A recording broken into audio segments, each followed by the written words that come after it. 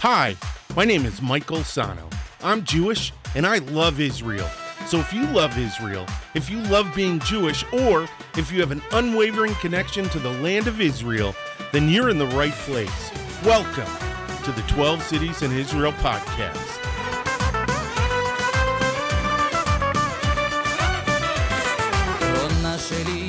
Shalom, shalom, shalom. Hey, what's going on? What's going on? What's going on? My name is Michael Sahno, and welcome to the 12 Cities in Israel podcast, the only positive podcast about the people, the culture, and the food of the state of Israel. Hey, if this is your first time watching the YouTube version of this, please, please, please hit the like button, hit the subscribe button, and the notification bell. If you want to take us with you, you can find us on SoundCloud, iTunes, Google Play, Stitcher, TuneIn, and on Spotify. All right, welcome to the show. And this is the Hanukkah holiday edition. So I'm really excited about this episode. Hanukkah is an enormous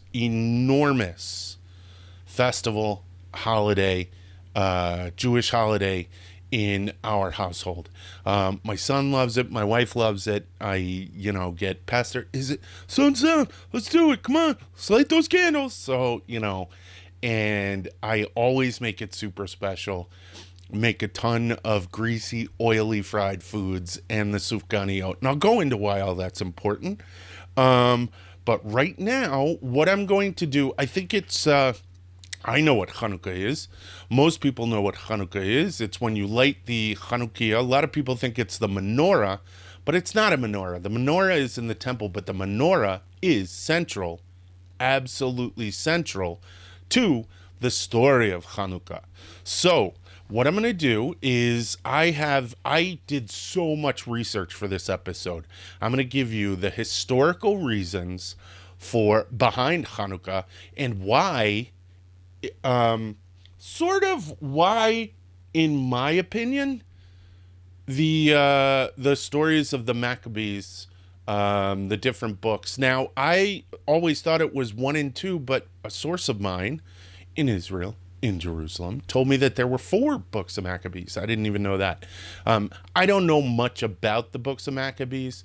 They are what's called apocryphal texts, and I'm going to tell you why. Apocryphal texts are texts that are not part of what we would call the canon in the TaNaKh, which is the Torah, Ketuvim, Nevi'im, all of that. I have a buzzing in this and I can't figure out where it's coming from. And if it's affecting you guys, I am incredibly sorry. Let's see if we can get rid of it. All right. I don't know if that did it. Maybe it did.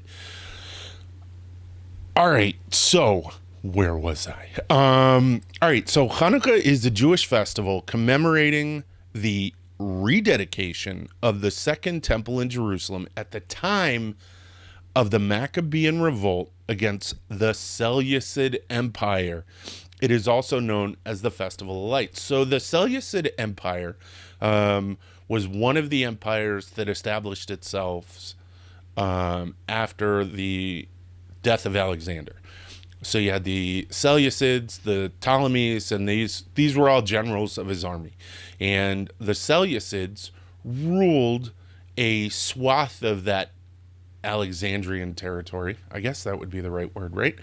They ruled from Syria. And Antiochus IV, who was born in 215 BCE and died in 164 BCE. Now remember, before Common Era, before the year 0, things go backwards. So rather than born in 164, died in 215, it would be backwards. He died in 215, or he was born in 215 and he died in 164. So he issued decrees that forbid Jewish religious practice in conquered Judea. So his father, Antiochus, maybe the third, right? Would that be it? I don't know. If I'm wrong, let me know. Well, honestly, if I'm wrong, you gotta let me know what it is. I'll look it up after this. But Antiochus the Fourth's father, Antiochus, let the Jews in Judea run their temple, do whatever, be cool. Well, Antiochus the Fourth was kind of a brat, and he wasn't gonna have that. He was living in the shadow of his father, living in the shadow of Alexander, and he said, no, we're going to establish what is the Hellenistic, what they considered cultured view of their world, and impress it upon their conquered peoples. Meaning, they were going to build a gymnasium, which they did. A gymnasium is not like we see now, a gym where, there's basketball hoops on both sides and you can play volleyball and all that. A gymnasium in Greco Hellenistic culture was the center of Greco Hellenistic culture in all of its large urban areas. So you would have a theater, you would have a bathhouse, you would have a number of other things, including sport. Now, the Greeks, when they did sport, they did it in the nude. Old, what is it? Old reliefs of Olympic Games. When they show wrestling, they show two men, and the men are nude. And the bathhouse, of course, you're nude. Now, the sporting events were viewed by both men and women. And for the religious establishment in Judea, this just, didn't cut the mustard. It was totally not modest. So they were incredibly upset with it. But there were a lot of individuals, just like there are in every culture, there were a lot of individuals who wanted to be a part of the victors. They wanted to be upwardly mobile. So what they did was you had what were called Hellenized Jews. And these Hellenized Jews were Jews who were living the Greek life. You know what I mean? They were wearing togas. They were having parties, celebrating Bacchus. Sometimes they would even have Greek gods in their home, personal gods, instead of following the practices of early Judaism, early Second Temple Judaism, not early Second Temple Judaism. So, upset with this, totally frustrated with this, Mattathias, the Hasmonean, meaning he was part of a family known as the Hasmoneans. He was a rural Jewish priest from Modi'in, which is in between Jerusalem and Tel Aviv. He sparked a revolt against the Seleucid Empire by outright refusing to worship the Greek gods. I'm going to have a sip of coffee real quick. Hold on one sec. Peter Madeira, this is for you. Amazing coffee. That stuff's awesome. It is from I think it's Polish. Yeah, it's Polish coffee. But Peter, this coffee is Jacob's. It's for you. I've given you a container of it. Enjoy it. Anyone else, please get some. Don't buy it all though, because I live for it.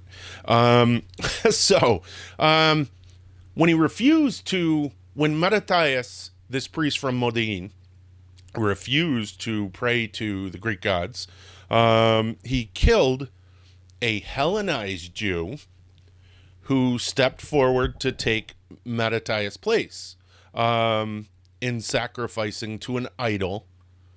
And he also killed the Greek officer who was sent to enforce this sacrifice. So Antiochus IV was sending people to the religious areas, the religious centers of specific towns, apparently Modi'in, and they said you got to pray to, and they had this, what is it, God on a cart kind of thing, and you would come and you would sacrifice, and it would show your fealty to the Seleucid Empire, to Antiochus as a god, because your emperors were gods as well. So he killed some people. He did basically what Moses did. when Moses killed an Egyptian for beating a slave, for beating a Jew. So he and his 5 sons, they fled into the wilderness of Judah. And here we start going with the I don't want to use the word mythology, but they were mythologized in order to give them this wah. So they were there for about a year. And about a year later, Mattathias died. So he started this big revolt. People were like, what? This is crazy. And then Mattathias died in 166 BCE. So this is before the Romans. His son Judah Maccabee led an army of Jewish dissidents to victory over the Seleucid dynasty through guerrilla warfare. So his son, Judah Maccabee. Now, Judah's nickname, Maccabeus, is used in popular culture to describe all Jewish partisans of the period. And it's taken from the Hebrew word hammer. So that is phenomenal and profound because it actually resonates through history. And I'm going to go into why it became such... See, because normally this was a holiday, but it was relegated to like kind of the back burner, not on par with the other higher holidays. And I'm going to go into how it became elevated in the Jewish consciousness in the, the third quarter of the 20th century. So now the big question is, why aren't the book of Maccabees in the Torah? Why aren't they in the TaNaKh? So after the victory, the Maccabees entered Jerusalem in triumph, and they ritually cleansed the temple, reestablishing traditional Jewish worship and installing, are you ready for this? Jonathan Aphos, Judah's youngest brother, as high priest. Now, actually, I had a quick question about this. Who would have cleaned the temple?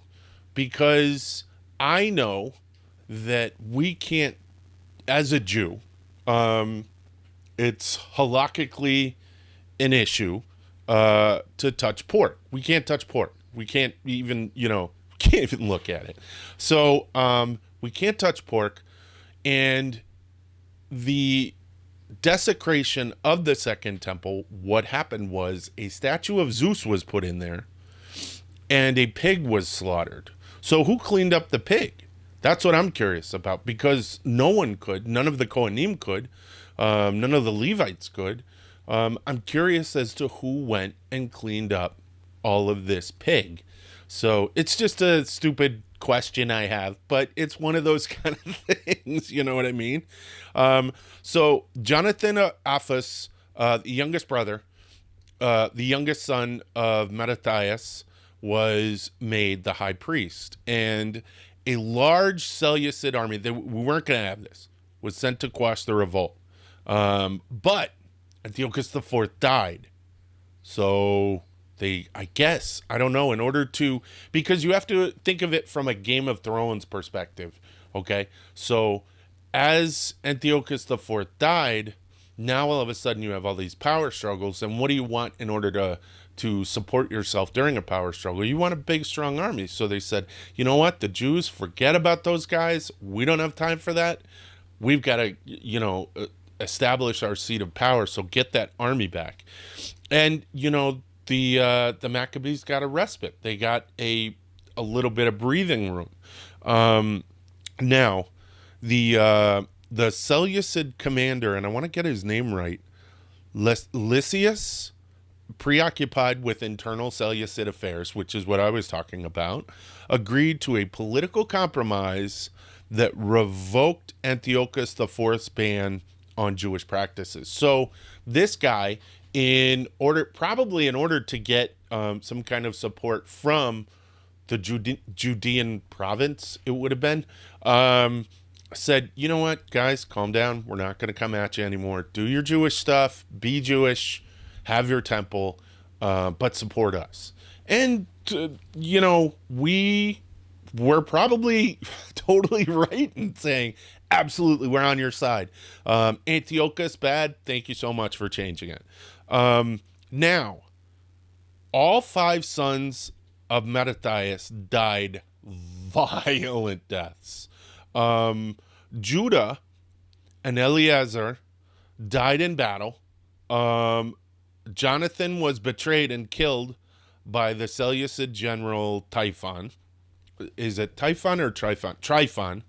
Simon was killed at a feast in Jericho by his son-in-law, Ptolemy. Didn't even know that. I don't know if it was the same Ptolemy as the Ptolemy down in Egypt, but hey. And John, I am not making this up, John Gotti, Gaddi, not John. Could you imagine that if John Gotti was one of the Maccabees? John Gotti, the oldest, was seized and killed by the sons of Jambri from Medeba. And that's got to be just one of the provinces that the Seleucids were rocking, I guess, or owning or whatever. After all this, Simon's third son, John Hyrcanus, John, who had died, Simon, who was killed at the feast in Jericho, his son, John Hyrcanus, went on to become the ruler, are you ready for this? And high priest of the region. So this is a big no-no. And this brings me to why I think, personally, just me, I think that the Maccabees are not included in the TaNaKh. Because it's just grave disregard for established practice for the temple. So there is a lot of rabbinical flourishing about how, well, the Maccabees are about war, and war is about this, is such a short-term goal, but the miracle of the oil, which I'm going to get into in a moment, is long-standing. And that's the importance of the Maccabees. No, I think it was 100% human. These guys did something wrong, and the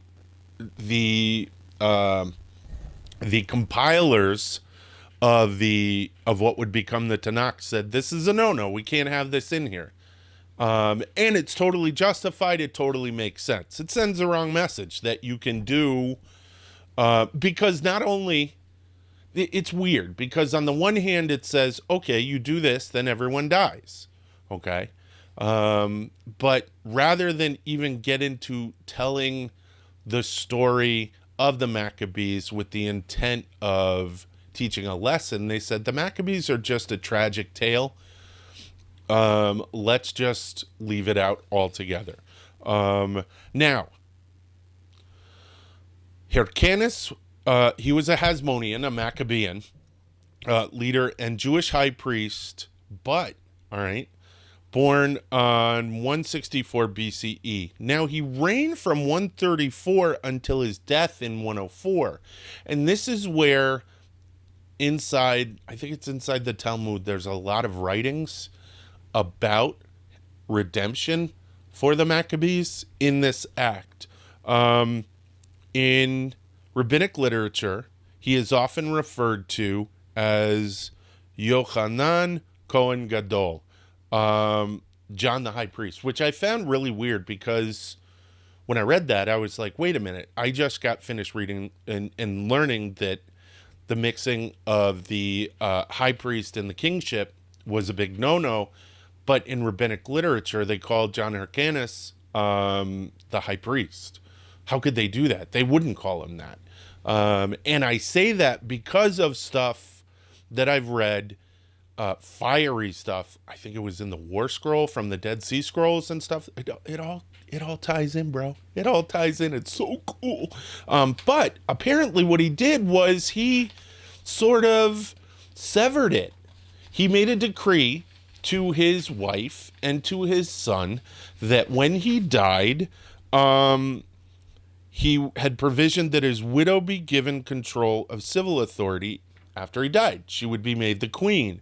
And his son, Judas Aristobulus, would be given the role of high priest. Well, that didn't work so much. He had his John Aristobulus. Is that his name? John Aristobulus? Yeah. Judas Aristobulus had his mother thrown into prison and starved to death.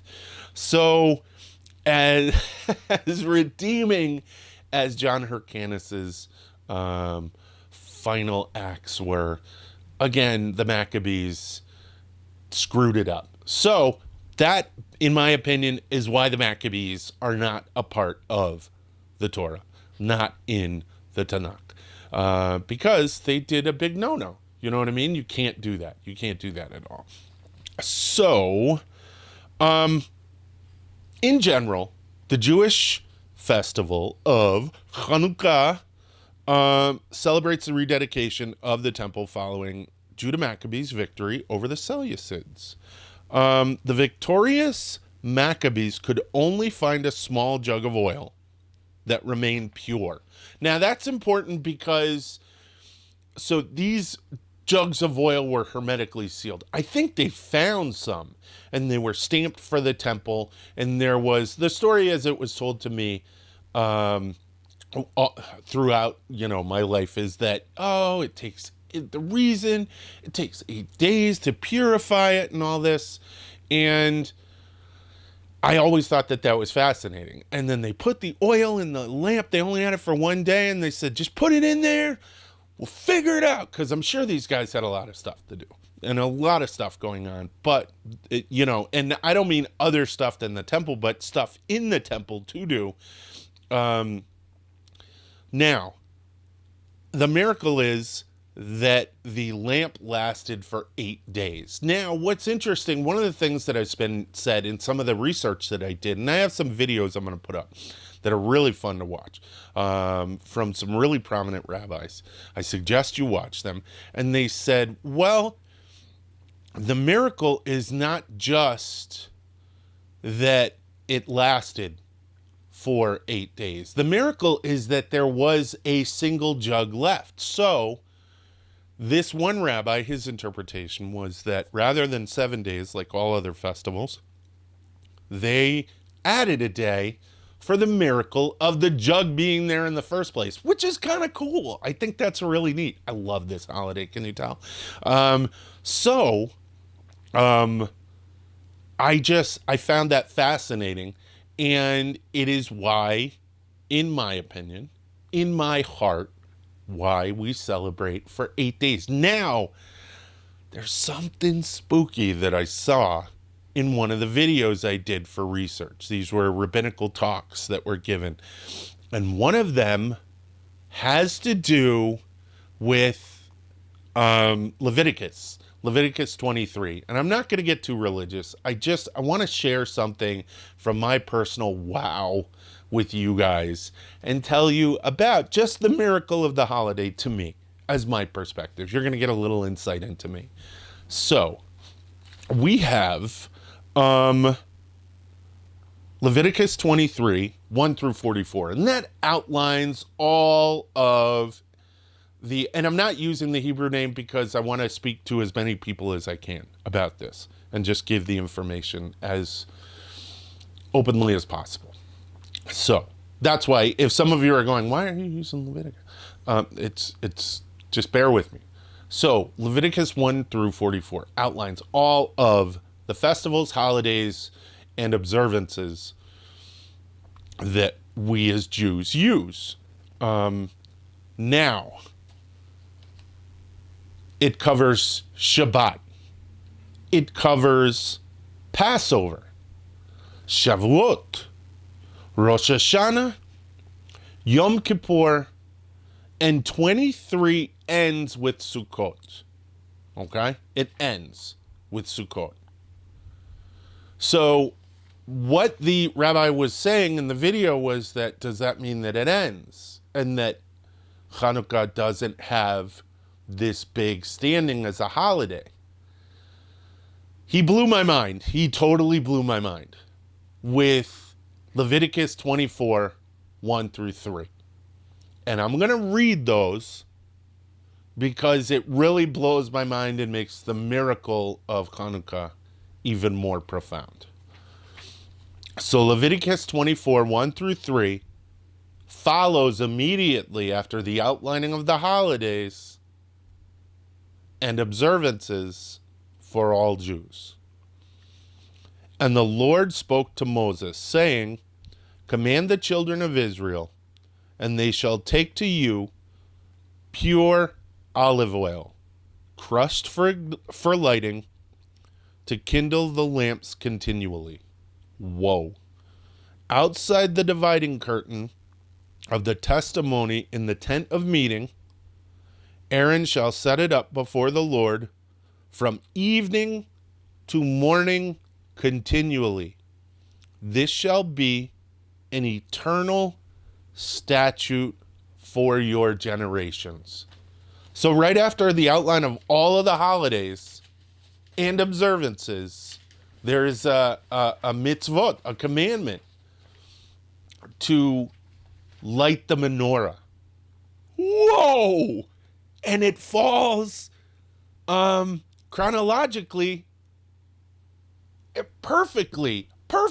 I mean, look at it. I'm looking at it and I'm like, I can't believe this.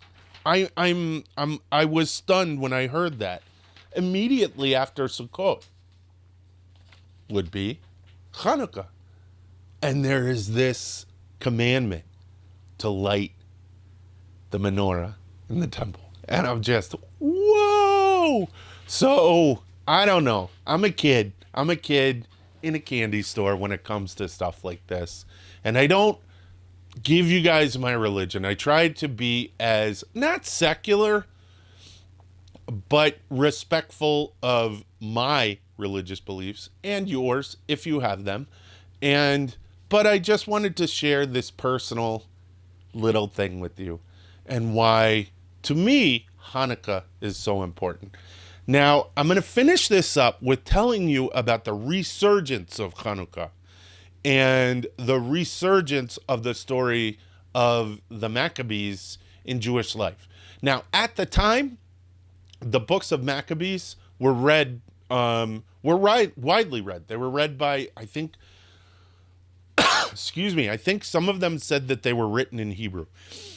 I don't know if the Maccabees were part of the Dead Sea Scrolls. It would be interesting to find out. I'll look into that because I'm going to do an episode on the Dead Sea Scrolls. But we have an event that occurred, and it was the 6-Day War. And the 6-Day War saw, well, we have a couple of events. We have the War for Independence, and we have the 6-Day War, but specifically that 6-Day War. Now, the 6-Day War saw Israel outnumbered, outgunned, and just in a position where it looked like the Jewish state was going to to die. It was going to be destroyed.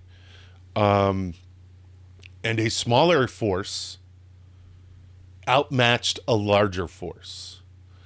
And this caused a lot of Jewish communities to revel in the strength of the Maccabees. So remember how I was talking about atonement and how I totally understand why the books of Maccabees are not in the TaNaKh. And it's because every time they went and did something, they kept screwing it up and they dug their hole deeper and deeper and deeper. Well, the 6-Day War, I think, gave atonement to the Maccabees and brought the Maccabees into a larger light within light, ironic, right? In the Jewish world. And Jews from around the world could look at the achievements of the Maccabees and find strength and courage to stand up against those who would be their oppressors, those who would bring danger to them and their households. So I just think that's fascinating that out of nowhere, out of this amazing event, the 6-Day War, where we overcame our enemies, the strength of the Maccabees became more of a rallying cry. And you see it all over Israel. You know what I mean? You have the Maccabee. You don't see it everywhere. It's not like da na na na, but you do. You see the culture and the strength of the Maccabees in Israeli culture today. But yeah, so I love Hanukkah. I love the story of Hanukkah. And I wanted to share my story of Hanukkah because I like the history and I like the part of it. So from my family to your family, may you all have a wonderful, wonderful Hanukkah. Chag Sameach. And if you don't celebrate the Jewish holidays, may all of your holidays this season be wonderful. Baruch Hashem. All right, that's it for me. Hey, if you like this video, don't forget to hit the like button, hit the subscribe button, and the notification bell. Check out our social media. We are on, where are we? We are on YouTube. We're on Instagram. We are on Facebook. Don't forget that if you want to take us with you, also, I'm doing this way out of order. If you want to take us with you, you can find us on SoundCloud, iTunes, Google Play, Stitcher, TuneIn, and on Spotify. You know, you're running, you want to listen to my wonderful harmonic voice. Please, yeah, feel free to download it. Also, we are finishing up our Kickstarter for the hard copy sets of the flashcards. It wasn't very successful. Hey, what do you do? I spent money on Facebook and Instagram ads, and I got a lot of visual recognition for the work that we're doing, but we didn't get any bites on investors. That's okay. What you gonna do? Maybe some will come towards the end. I'm not taking it down, but to those of you who did, thank you so much. What is pretty huge though is we have now released our flashcards in digital form for Kindle, so you can find them on the Amazon store. It's $10, $9.99. Check it out. They came out great. They came out awesome. And I'm in the process of working with one of my colleagues on bringing the Hebrew numbers out, and that set's going to be released probably at the beginning of the year. So be on the lookout for it. All right, that's it. Thank you so much. Toda rabah. Lehitrot ve yalla bye. היא כמו חלום שלא נגמר רק זאת שאלתי שליבי נתתי הושעתי לפרח הנשאר רק זאת שאלתי שליבי נתתי הושעתי לפרח הנשאר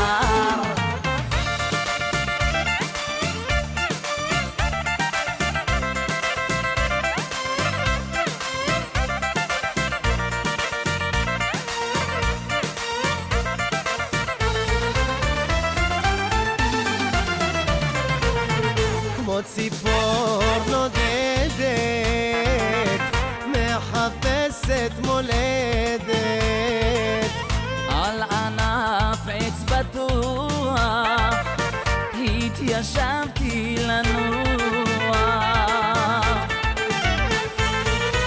שום דבר לא מוכר שם למטה מרגישה עבודה בגבהים נשימה ארוכה לקחתי ויצאתי מבין העלים זהו חוק החיים